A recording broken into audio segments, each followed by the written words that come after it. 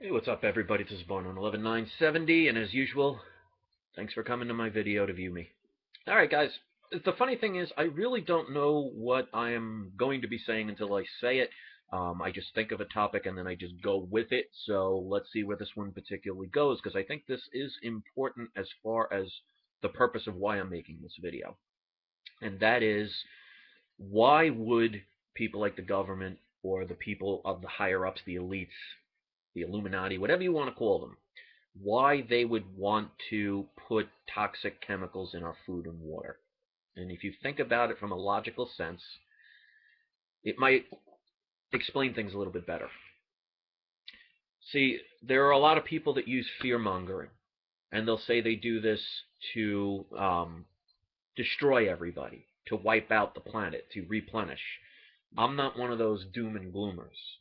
Now, even though they're not putting in chemicals to purposely kill people, it can have that kind of effect on people. Somebody with an allergic reaction, or somebody that overdoses on something, or somebody that has a ailment that they didn't know about where that chemical can cause an injury or death.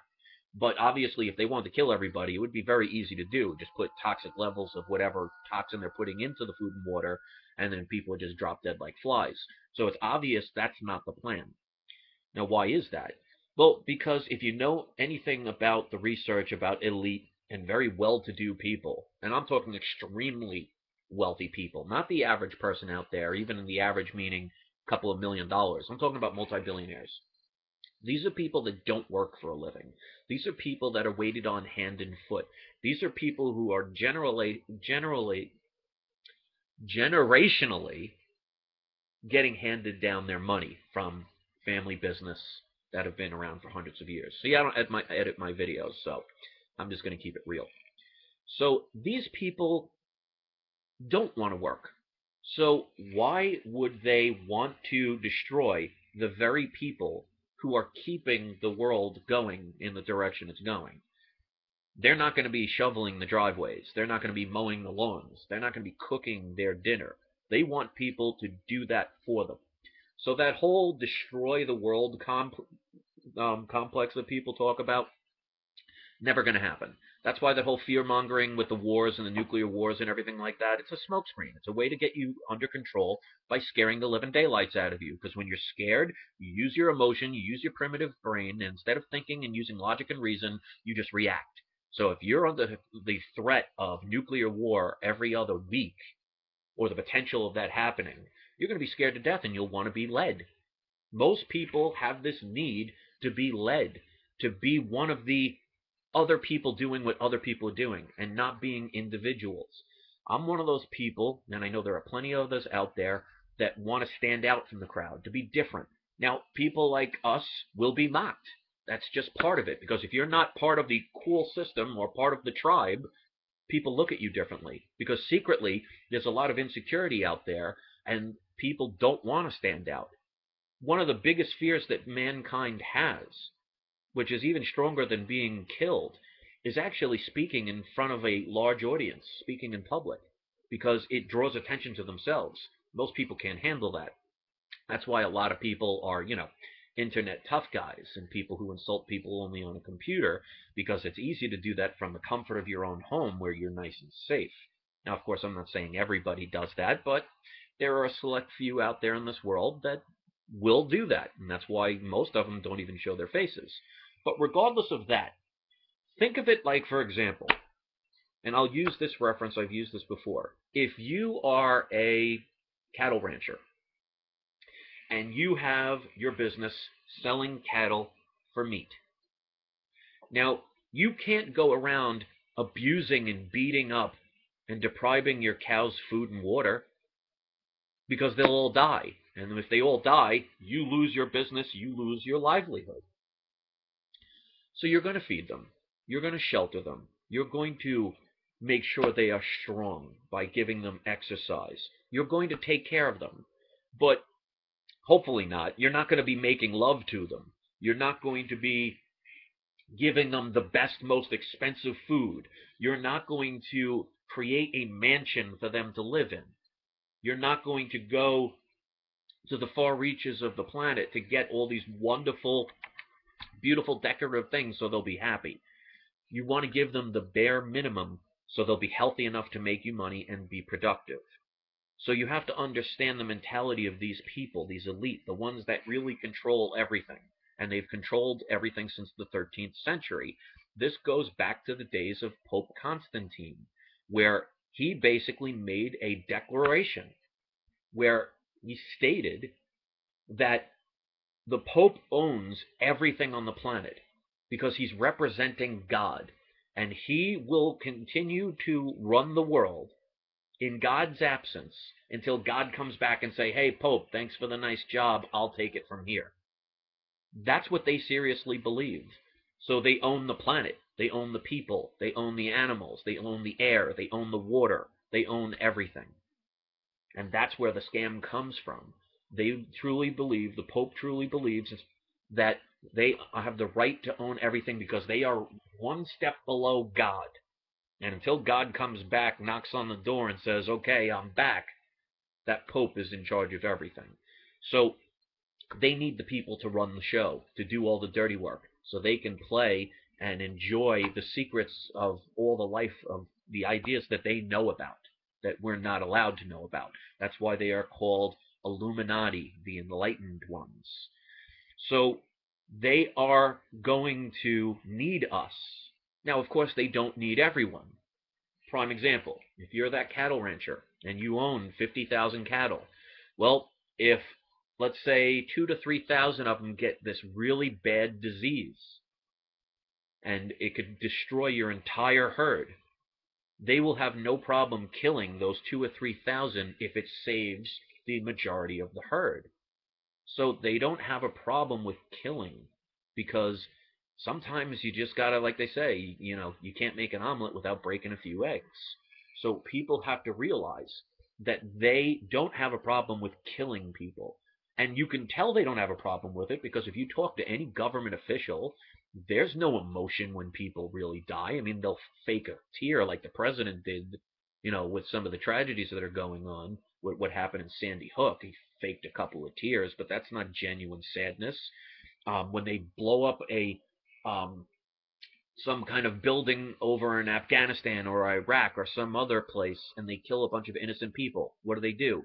They call it collateral damage. There's just no emotion in their faces. So these people are different than the average person. So they don't care if they slaughter a bunch of people, especially overseas when they don't even have to see them. Because you'll never see the president shoot anybody. You'll never see the secretary of the treasury have somebody, kicked out of their house. They have their minions do it for them. But you have to understand something. When it comes to chemicals in food and water, it's not meant to kill you, even though sometimes people can die from some kind of bad reaction or whatever. These are just more collateral damage. But the idea is to not make you die, it's to make you sick. Because when you're sick, you're weak, you're depressed, you don't want to fight back, you need medicine, you need to be taken care of, and that's why they provide all of these things. I mean, look example of the healthcare system. Look at the welfare system for, people to sit at home and do nothing. They can earn more money than actually if they got some crappy job where they were working their 40 to 50 hours a week. So there's no incentive to be productive. So the average person these days, especially in the United States of America Corporation, would rather sit at home talking on their fancy cell phones and they're buying their fancy designer shoes and collecting a welfare check. Believe me, I have had to take friends to the welfare office. There's a handicapped gentleman who I take care of as much as I can. His family basically abandoned him. And when he needs to go to the welfare office to get his check, if he has any problems, I will actually have to stand in line for him because the man had a stroke. He's basically about 500 pounds, and if he tried to stand up for more than 5 minutes, his knees would basically give out. And I've seen the people down there. There are plenty of capable workers. They just don't want it to be that way. They want to be fattened up. They want to be provided for because it's easier. But look what's happening to this world. Look what's happening to this country. Look what's happening to individual people. I mean, even when I speak about this stuff, there's going to be people that no matter what I say will automatically hate it because I've said it. Why do people need to be that angry? Why do we need to hate one another instead of finding a way to be able to work together and see the bigger picture? Because, like I've used that analogy in that drive-through safari, one of the reasons why the lions don't attack the cars and all the animals don't go crazy is because of the fact that they put sedatives in their food. So this way they can remain docile. And look what it's doing to us. And it's just like in the movie The Matrix when they talk about the people in the system that don't know they're part of the system who actually help fight and protect the very people who are ultimately destroying and taking everything from them. And it's almost like we sit there with our hands up saying, here, bind me. Put the handcuffs on me. As long as you feed me and take care of me, I will allow you to put the chains on me. We have to stop that mentality. We have to realize that these things are not coincidences.